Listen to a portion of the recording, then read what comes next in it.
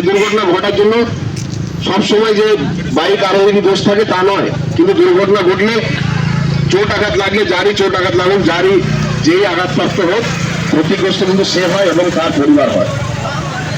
এই ডেমনস্ট্রেশনের মাধ্যমে আমরা আপনাদেরকে বোঝাতে চাইছি, রাস্তায় যখন আপনারা বাইক চালান অনেকেই আমরা দেখি যে কানে হেলমেট ফোনটাকে চেপে ধরে আমরা বাইক চালিয়ে যাচ্ছি, অথবা এখন হেডফোনের যুগ হয়েছে, কানে হেডফোন বোঝা আছে, আমি ফোনে কথা বলতে বলতেই বাইক চালিয়ে যাচ্ছি, পেছন দিকে কেউ হর্ন দিল বা কেউ কোনো শব্দ এলো সেটা আমার কানে এলো না, যার জন্য দুর্ঘটনা ঘটে গেল। করছি যে আপনারা রাস্তায় যখন যানবাহন চালাচ্ছেন অবশ্যই হেলমেটটা দয়া করে পরুন।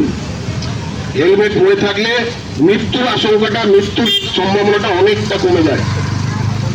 বিভিন্নভাবে বিভিন্ন সরকারি প্রকল্পের মাধ্যমে আমাদের পশ্চিমবঙ্গ রাজ্য সরকার চাইছে যাতে করে আমরা এই পথ দুর্ঘটনার যে সংখ্যাটা সেটাকে কমাতে পারি, এবং সেই জন্যই আমাদের এই ছোট্ট ছোট্ট প্রয়াস।